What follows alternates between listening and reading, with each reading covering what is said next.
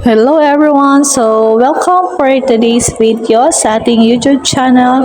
And ngayon ipapakita ko sa inyo ang kagandahan ng Tabaco City. Andito ko ngayon sa buwang Tabaco City. Ito yung view ngayon. Ito yung labas. This is a volcanic garden park. And yan, makita nyo na ayan yung area nila. Parking area. Ayan, ganyan sa labas. Tapos, meron dito na iba't ibang klase ng tanim na makikita nyo sa loob. Abangan nyo dito yung pagbulaklak ng mga sunflowers. Ayan. So, dito po kapag gusto nyo pumunta, mamasyal. So, pwede po kayong pumunta dito. 150 pesos lamang yung entrance fee. Meron na din pong food. So, ngayong araw ay meron nga mga kakamp doon. Ayan, doon sa may dulo. Ayan. Meron, pwede kayo dito mag-camping. Ayan. Meron din silang mga foods doon sa loob. So, iba't ibang klase ng halaman ang makikita ninyo. So, ngayon nga din sa katabi niya na lupa ay meron kaming lupa, yung lolo at lola ko. So, ngayong hapon ay naghanap kami ng mga kamote. Yan.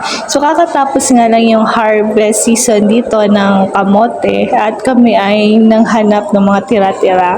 So, yun, sayang naman, di ba? So, dito, makita nyo, meron, ayun, tinuturo ko ay mga repolyo. Ayan, mga repolyo yon na kung saan napakarami at napakaganda. Yung area nito ay napaka-refreshing. Ayan, dito lumaki yung tatay ko at yung mga kapatid niya sa buwang Tabaco City. Ang ganda mag-camping dahil ayan, merong patag na area na napakalinis. Napakaganda talaga, relaxing, and napakaganda sa mata. Tignan yung mga view. May relax ka talaga dito. Yun na nga. At habang namamasyal kami dito at nangunguha ng mga kamote, ang ganda nung bonding kasama yung family namin. Kasama ko dyan yung lola ko, yung mga tita, tito, at iba pang mga pinsang. Ayan.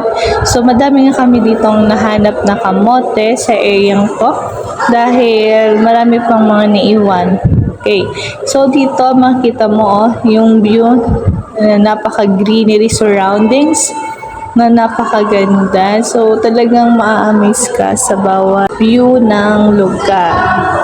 So, habang namamasyal, ayan, nagamasyal yung ate nyo, ayan, sa garden, na napakalawak na garden dito sa area na to. Ayan, ito naman na sa side ko na pinuntahan ay ibang area ulit to, ibang lot na to, no? Pero sa lolo at lola ko pa itong lupa. Pero ayan po ay ang tanim naman dyan ay mga kamatis. Ayan. So, napakalawak ng taniman ng kamatis. Nakita nyo? So, ayun. So, talaga, ang ganda mamuhay dito. Ayan, mga kamatis po yan na nandyan sa side. Yung iba ay tumutubo pa lang at yung doon, meron ng mga stick na nakalagay ay malalaki na at matatangkad yung mga kamatis. So, ang ganda talaga kapag meron kayong sariling lupa at tinataniman. Kasi kapag tagbunga na at mag-harvest ay napakasaya. No? So, yun lang ang video natin guys. So, thank you for watching my videos. Please subscribe to my YouTube channel.